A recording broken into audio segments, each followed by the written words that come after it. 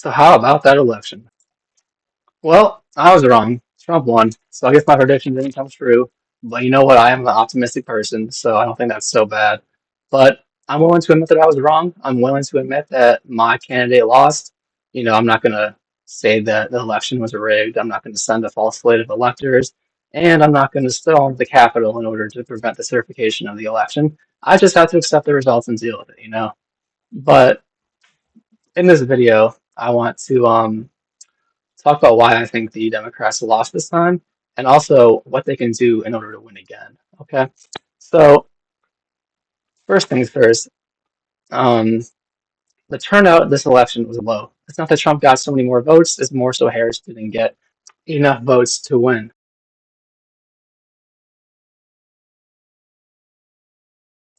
So let's begin our analysis with the fact that the Democrats have to change their policy and, even more importantly, their messaging. So when Trump won, he didn't win because so many more people came out to vote for him. He won because the Democratic turnout wasn't as high as it was in 2020. That's kind of the main reason. And this is part of the incumbency disadvantage because before being an incumbent was a good thing because it made you more likely to win. But nowadays, being an incumbent makes you less likely to win because people are unhappy with their current politicians who run their countries. And this is happening all over the world. You can see the Conservative Party lost this year when they were in the majority. The South Africa's African National Congress Party lost this year. Japan's Liberal Democratic Party lost this year. And in the US, we've had our presidents go Trump, Biden, Trump. So it looks like all around the world, people don't really like incumbents, and being an incumbent is a disadvantage. So I think that explains part of it.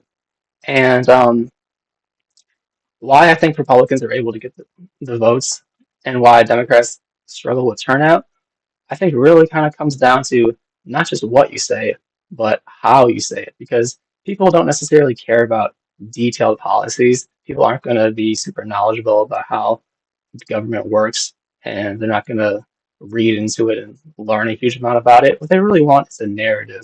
They want to hear that politicians are fighting for them and that they want the politicians to be genuine with them, and they want to think that the politicians are actually going to help their lives. They want a positive narrative and a positive vibe. It's not enough to just have good policies, because I think a lot of the times the Democrats assume that the policy speaks for itself, right? Because we want to do a good policy, people should vote for us. But it's not just what your policy is; you have to sell it too. So this is why I'm advocating for a shift in ideology from neoliberalism to left-wing populist economic messaging. Because remember, populism isn't a political ideology, it's a rhetorical technique. It's the way that you talk to the voters. Trump does it, and Democrats could do it too, but they don't have to do it in the way that Trump does it. They can do it in a positive way and then actually advance good legislation to help the American people. And I think a good example of this would be something like a politician giving a speech and saying, I'll fight for you, not the billionaires, or something like, people used to be able to work hard and that would allow them to make it in life. And that's what the American dream was. But nowadays, you work hard and you still may not even make it. And it's because of the rich billionaires, business owners who control everything. They made life difficult. The wealth is accumulated into the 0.1% of people. Things are expensive now. That kind of messaging where you connect with people, you come across as real, and they really do believe that you're going to help them. And I really do think that a populist technique would really allow voters to connect with the politicians, and they would also then vote for the politicians. And so I want to show you an example of Bernie Sanders. Here's Bernie Sanders in 2020 at a Fox News town hall speaking to an audience and having the audience agree with him, a Fox News audience agreeing with Bernie Sanders. I reject the idea. I really do. That's one of the things that bothers me. And I hear it every day. I hear it on the media. I hear it from my opponents. Bernie is an extremist. Bernie is too radical. Okay, let's deal with it. Is raising a starvation minimum wage of $7.25 an hour which has not been raised in 10 years, to $15 an hour, a living wage, a radical idea?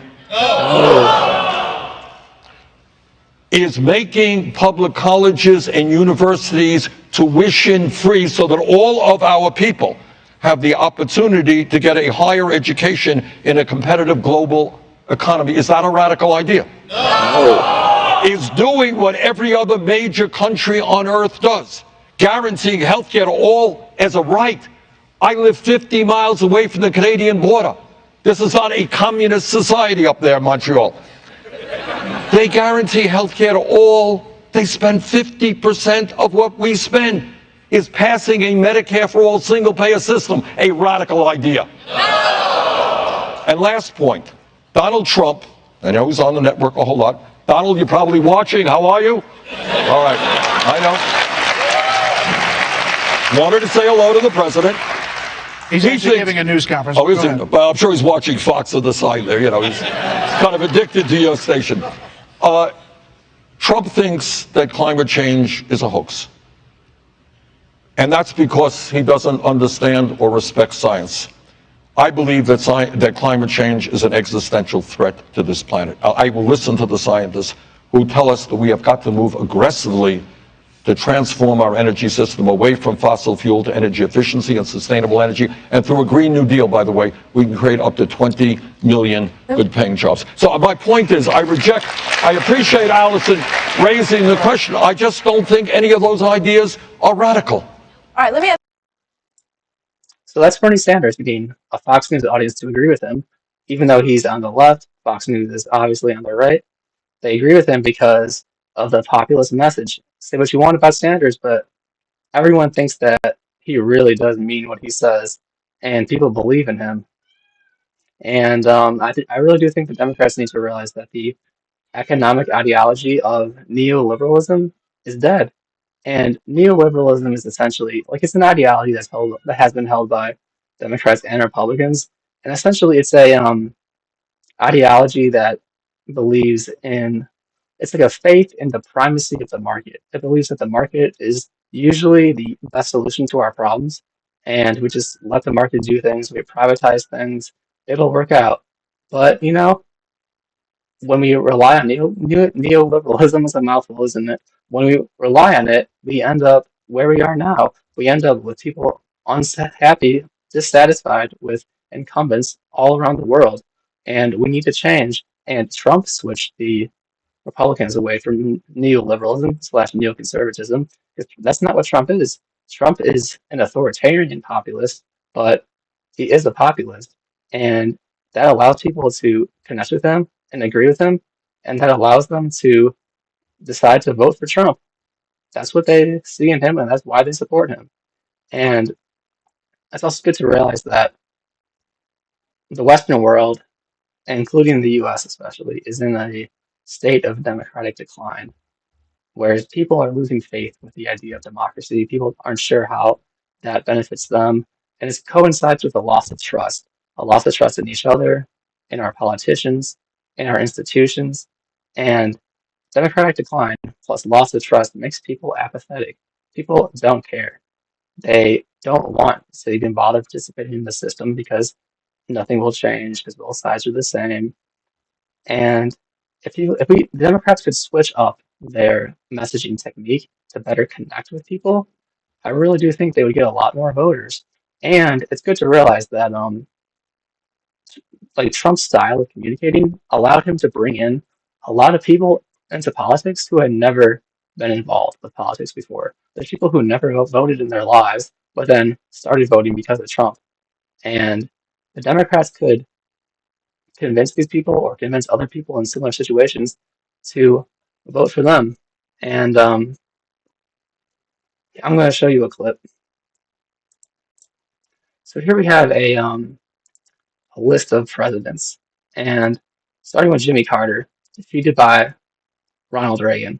And Nixon was sort of the guy who's somewhat credited with the start of neoliberalism, but Reagan really kicked it into high gear.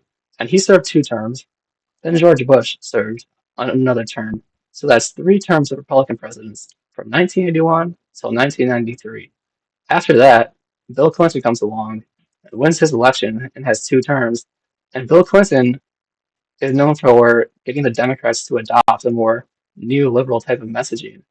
Clinton won because he changed the rhetoric, he changed the policy of the Democratic Party, and he was able to win his election and get the Democrats to win again after having lost 3 elections in a row. Another example of populist messaging working is this clip of Joe Rogan. Now remember, this year, Joe Rogan endorsed Trump. But let's look at this clip from 2020. Who are you gonna vote for in the primary? I think I'll probably vote for Bernie. Him as a human being, when I was hanging out with him, and Yeah. I believe in him. I like him. I like him a lot. What Bernie stands for is a guy who believe in him. I like you him. could dig up dirt on every single human being that's ever existed if you catch them in their worst moment and you magnify those moments and you cut out everything else and you only display those worst moments. That said, you can't find very many with Bernie. He's been insanely consistent his entire life. He's basically been saying the same thing, been for the same thing his whole life. And that, in and of itself, is a very powerful structure to operate from. So apparently Joe Rogan went from voting for Bernie to endorsing Trump, and he's not the only one. There's a lot of people who like populist rhetoric. Like I saw recently, AOC said that she had a lot of people message her saying that they liked her and they like Trump, even though you would think they're on completely different sides of the political spectrum.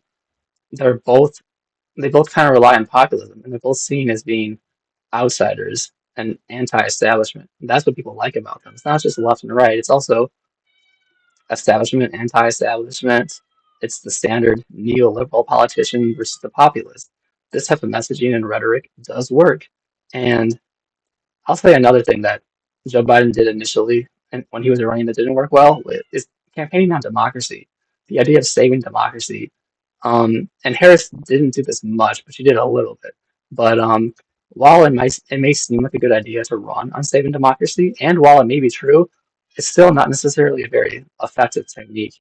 And the problem with it is a lot of voters see the Democrats as just as bad on democracy as Trump is. Now, are they wrong? Yes. But the point is, they believe it and they vote. So if you really want to get more people on your side to show up to vote on elections, you have to use a populist type of rhetoric that connects with people, that motivates them, that makes it feel like politicians care, and then you have to then back that up with actual policies that will benefit people too. That's my thesis here.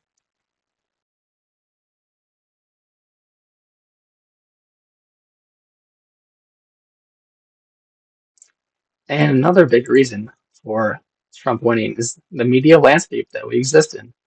And this might be controversial to people on the right, but I really do think the media is dominated by the right. And look at this picture. It's a graph of mainstream news channels that were covering election day. You can see Fox News more than double NBC in second place. And then look at number 3, Live Now from Fox, another Fox channel. They have so much money and influence with Fox News, like not to mention the fact that they're kind of a propaganda channel. They're there for conservatives. They have a lot of money, and a lot of people watch that, and a lot of people develop their views just by watching this stuff. And if you think it's just mainstream media that's dominated by the right, look at this chart of alternate media. These were people streaming election night, and out of all of these people, these are all the top streamers on election night. Out of all of these people, Hassan is the only person on the left, and this is what we're up against. Like, look how many live viewers all these people have, and no one on the left gets anything close to this except Hassan, I guess. And some of these people, including Benny Johnson and Tim Pool, are literally being paid by Russia $500,000 a month in order to make videos on YouTube that promote conservative propaganda and Russian propaganda. So we have foreign governments paying people. We have the capital class within the US pumping money into these right-wing media systems, and that's a huge reason for why they do so well. Oh, also, the richest man in the world, Elon Musk, now owns Twitter, which he's turned into a conservative propaganda machine. There's so many right wingers on there now. There's so many right wing tweets that you see. He's changed the algorithm to favor himself and people he likes. Twitter's really changed and it's become really far right. Not to mention Elon Musk being the world's richest man donated a lot of money to Trump, and that helps Trump out too. So money doesn't win you elections, but it helps. And the left just doesn't have that kind of money or any kind of like website similar to Twitter like that. Like what's the left wing version of Twitter? Both mainstream media and alternative media get a lot of investment from the right. And you know what? It works. And the left doesn't have anything like this. We don't have people throwing millions of dollars at content creators online. We don't have a sophisticated TV network like Fox that has the same kind of viewership and reach that Fox does. Even Democratic politicians don't really tend to go on a huge number of left-wing shows, and maybe they will when there's an election coming up. But for the most part, you don't really see it. And I do think that politicians need to engage much more with alternative media. They may not, like it, but I really do think this election shows that. I mean, one of Trump's campaign techniques this election was to go on so many podcasts because, like I said, there's so many right-wing podcasts who will give a friendly interview to Trump, and that gets Trump's image, his ideas. It gets the idea of voting for him in people's heads. And a lot of people who watch these podcasts are young men, a demographic that the Democrats are doing terrible with. And if we want to reach this demographic, I really do think investing more in left-wing media would really be a way to do this. We need to support the kinds of media that we want to see. And the technique that the right uses gets a lot of low information voters to support them, who previously weren't political, as I've said, but these people aren't necessarily only going to vote for conservatives. They could totally be convinced to vote for a Democrat if they said the right things. And I think the left really does need to try doing that.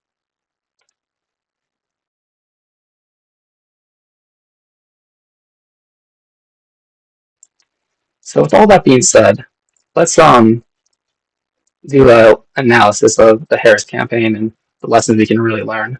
Overall, honestly, I think Harris did run a pretty decent campaign. I'd probably give her a B plus.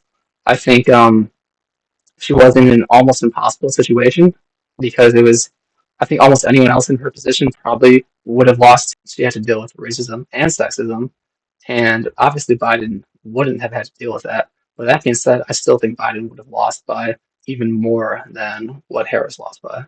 She felt like the incumbent, and that's kind of a difficult position to be in. But overall, yeah, I do honestly think they did a pretty good campaign. It just wasn't enough, and I do think what really costed the election was Biden deciding to run initially, doing a terrible debate, everyone realizing that he doesn't have what it takes in order to run, and then him dropping out, and then we have to get Harris in there instead. It would have been so much easier if Biden had just committed to only being a one-term president and then allowing a normal primary to happen. If we had a normal primary, it would have felt more democratic to a lot of people, and we would have been able to select the most electable candidate who might have had a better chance. And then also the campaign just would have been longer. It would have been more time for voters to get to know the candidate. It would have had more time to make their case.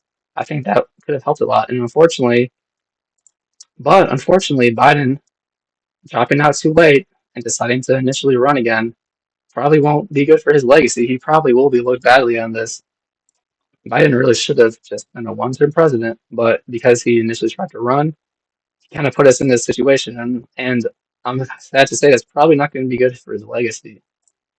And if Biden had run, I think he would have lost by even more than Harris. So the Biden campaign staff apparently had internal polling showing Trump beating Biden and Trump getting 400 electoral points. That's crazy. That would be such a blowout. And so I don't think if Biden had stayed in, he would have won either. I think he would have lost by more. But even though we lost with Harris, there is something good that happened because of it. It taught us a lesson. And that lesson is that we need to change our ideology and our messaging. Because if Biden had lost instead, we may not have learned this lesson. We might have just said, oh, Biden lost because he's too old, because he has cognitive decline. That's the reason for us losing. We wouldn't have been able to do some introspection and see if there's any other reasons that we lost, like the issues that I'm talking about. Biden really should have just been a one-term president, but because he initially tried to run, he kind of put us in this situation, and I'm sad to say that's probably not going to be good for his legacy. And if Biden had run, I think he would have lost by even more than Harris. So the Biden campaign staff apparently had internal polling showing Trump beating Biden and by and Trump getting 400 electoral points. That's crazy. That would be such a blowout. And so I don't think if Biden had stayed in, he would have won either. I think he would have lost by more. But even though we lost with Harris, there is something good that happened because of it.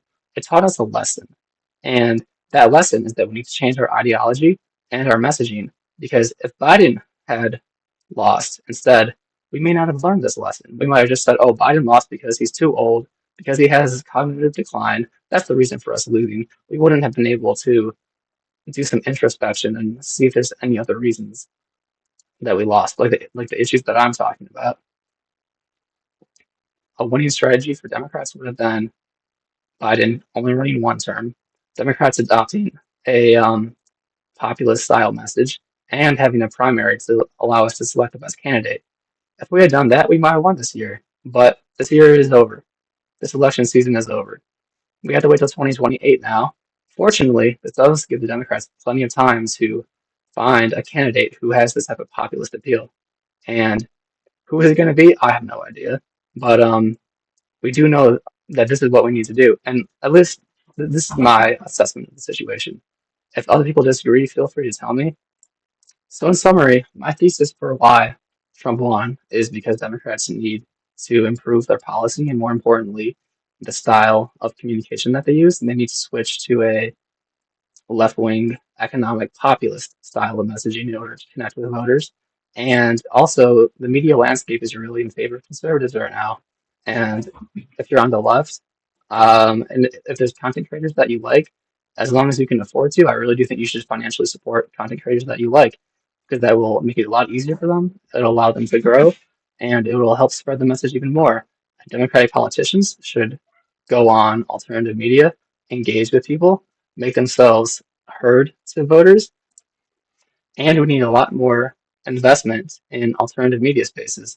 The left, I don't know how much money there really is on the left, probably not as much as the right because the capital class supports the right, but we do have a lot of money that we could be investing that we're not. So I think we should really put it into alternative media.